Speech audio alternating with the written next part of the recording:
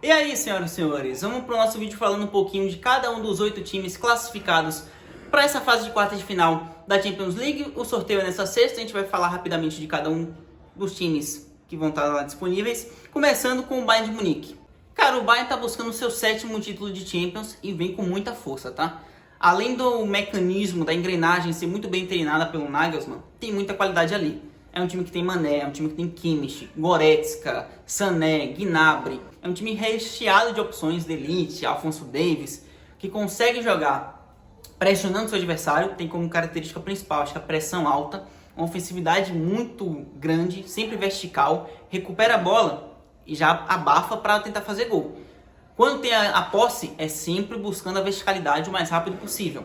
Sempre roubando bola e saindo em velocidade, ou sempre utilizando a intensidade dos seus jogadores, principalmente pelo lado, para atacar o adversário. É Alphonso Davies que sobe pelo lado esquerdo e incomoda demais. É Sané variando pelo lado com o Gnabry, com o próprio Coman. E no meio, o artilheiro que costumava ser o Lewandowski. Muita gente disse, inclusive eu, que ficaria sem, mas colocaram lá o Choupo-Moting, o homem desandou a fazer gol. Então, o Nagelsmann tem esse time extremamente ofensivo, a característica do Bayern de anos, de ser um rolo compressor de ir para cima para golear, e tem capacidade para isso. É um time que com certeza é um dos top 3 favoritos para essa Champions League.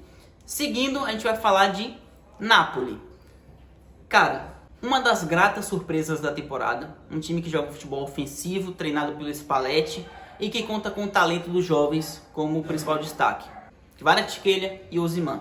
Os caras estão dominando essa temporada do Napoli, centralizando os números, mas contando com um elenco muito qualificado em volta, com um estilo de jogo muito característico e muito perigoso. O Napoli gosta de atacar, gosta de ter a bola, tem mostrado isso durante a temporada, tem mostrado isso na Champions, passou em primeiro no grupo do Liverpool, Liverpool já foi desclassificado, o Napoli ainda tá, goleou nas oitavas, foi o Eintracht, mas foi o Eintracht, tinha que ser passado por cima, tinha que mostrar força e mostrou.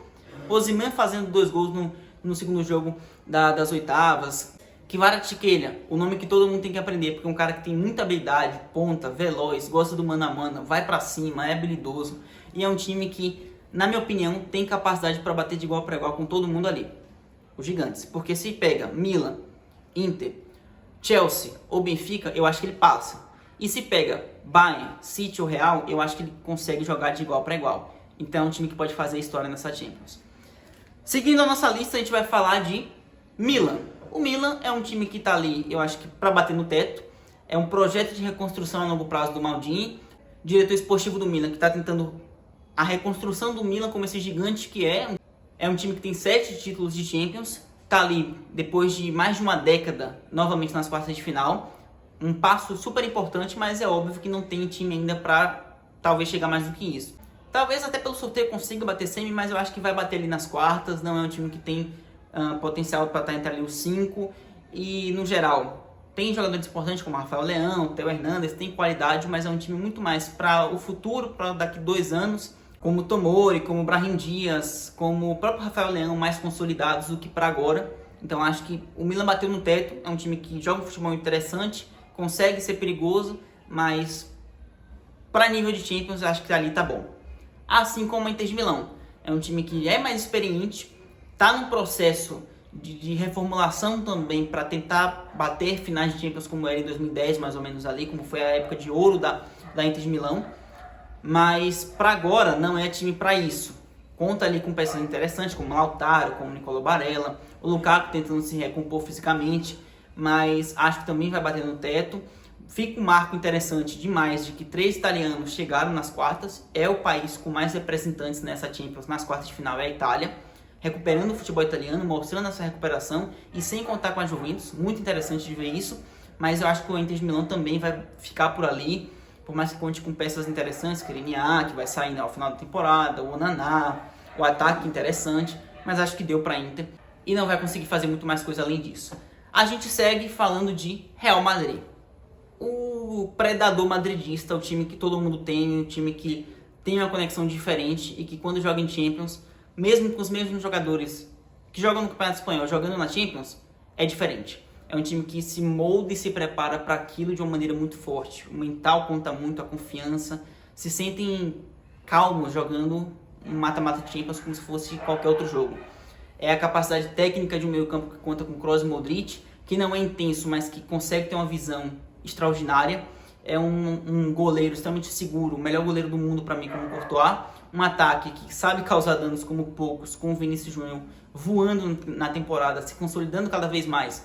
O Benzema, a gente sabe da capacidade de fazer gols, da técnica, da finalização. O Valverde surpreendendo pelo lado direito, às vezes o Rodrigo jogando por ali, ouvindo mais pelo meio. É um time que varia bastante na temporada, que não consegue ser excelente em nenhuma delas, em nenhuma formatação, mas que sabe fazer jogos de altíssimo nível, como foi, por exemplo, contra o Liverpool em Anfield, nas oitavas de final no jogo de ida, fazendo 5-2, num estádio que poucos conseguem vencer. É um time que a gente sabe a capacidade que tem, que nunca se pode duvidar, então é bom ficar de olho. O Real tá aí e busca a 15ª. Seguindo a nossa lista, a gente tem o Chelsea. O Chelsea eu acho que é o time que mais está instável nesse momento. Se a gente for pegar hoje para jogar as quartas, se fosse hoje, o Chelsea estaria numa situação complicada. Passou do Dortmund, mas passou num turbilhão tentando se recuperar, com o Graham Potter questionado, com o time tentando se encaixar com as peças novas. É muita gente que chegou agora, uma primeira temporada que nem se fechou ainda para Enzo Fernandes, para Félix, para Mudryk. E para você se encaixar com uma equipe jogando no mata-mata de Champions é muito complicado. O Chelsea conseguiu passar pelo Dortmund, mas para ir além disso, ele vai ter um mês para se preparar. Os jogos são só em abril, porém pode ser que nem isso seja suficiente. O Graham Potter ainda não tem o controle total do time, está melhorando, é um projeto que promete melhora se tiver tempo, porque eu acho que não é o que ele vai ter muito mais. Porém, está no início, o fato é esse, e estar no início, no mata-mata de Champions, não combina. Você tem que ter um time sólido, um projeto sólido, senão você não vai mais longe do que isso. E eu acho que o Chelsea vai acabar rodando nessa, mas vamos ver. A análise de hoje pode não ser a mesma do mês que vem, e o jogo é só no mês que vem. É aguardar e ver o que o Chelsea vai conseguir planejar nesse pouco tempo que tem para um desafio que pode ser extremamente difícil, que a gente vai conferir no sorteio dessa sexta. A gente segue com o Benfica, das surpresas, das séries surpresas da temporada, Arsenal, Napoli e Benfica. Benfica estando na Champions com o artilheiro Gonçalo Ramos em baita temporada, um time ofensivo que consegue transmitir as ideias do seu treinador muito bem. O Roger Schmidt, que chegou acho que no início dessa temporada inclusive, mas conseguiu transmitir esses princípios e fazer um time ofensivo que gosta de jogar com a posse, que em casa é muito eficiente, dá muito trabalho para os seus adversários, gosta de pressionar alto em alguns momentos, conta com esse ataque veloz e preciso, o Gonçalo Ramos cada vez mais evoluindo e se tornando um cara que eu acho que vai ser um grande atacante para os próximos anos no futebol mundial. Porém, é aquilo, conta com muitos jovens, é o próprio Gonçalo Ramos, é o Antônio Silva, é o Neves no meio campo, é o Florentino, você tem jogadores mais experientes ali como o Grimaldo, como o Rafa Silva, mas eu acho que vai bater no teto, e o teto é essas quartas, porque pegando os gigantes, eu acho que o Benfica não conseguiria ultrapassar, e ali contra o Napoli, contra um próprio Milan, um Inter de Milão, acho que pode ter dificuldade. Mas vamos ver. A longo prazo, é um projeto extremamente interessante que, se permanecer com esses jovens, o Benfica tem um futuro muito interessante para os próximos anos. Para ser campeão agora é difícil, para chegar na semi é complicado. Mas olho no Benfica, porque principalmente olho na categoria de base. O Benfica tem revelado cada vez mais jogadores, é um time que tem vendido muito bem e que tem formado cada vez mais talentos. E para finalizar, a gente vai falar do Manchester City. Um dos 3 principais favoritos, na minha opinião, Bayern, City, e eu fico na dúvida entre Napoli e Real Madrid. Sim, eu coloco o Napoli nessa briga bastante, mas o City é, assim, indiscutível. Cara, é um time que já era extremamente perigoso, que já tinha essa obsessão, essa busca incessante pela Champions, e que, pra mim, conseguiu a peça que faltava. O que muita gente acha que é o problema, pra mim, é a solução ideal pro City.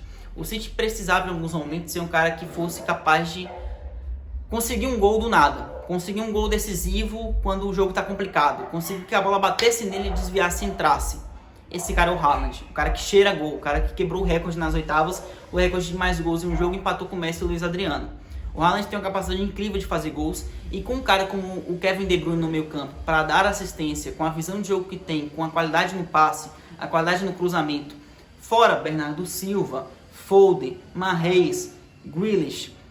esse mar de opções, de caras que têm boa visão de passe, que conseguem fornecer para o Haaland o que ele precisa para fazer 3, 4, 5 gols por jogo, ou para manter a média de gols maior do que as partidas que ele tem, mais gols do que jogos, é inevitavelmente uma fórmula quase que perfeita.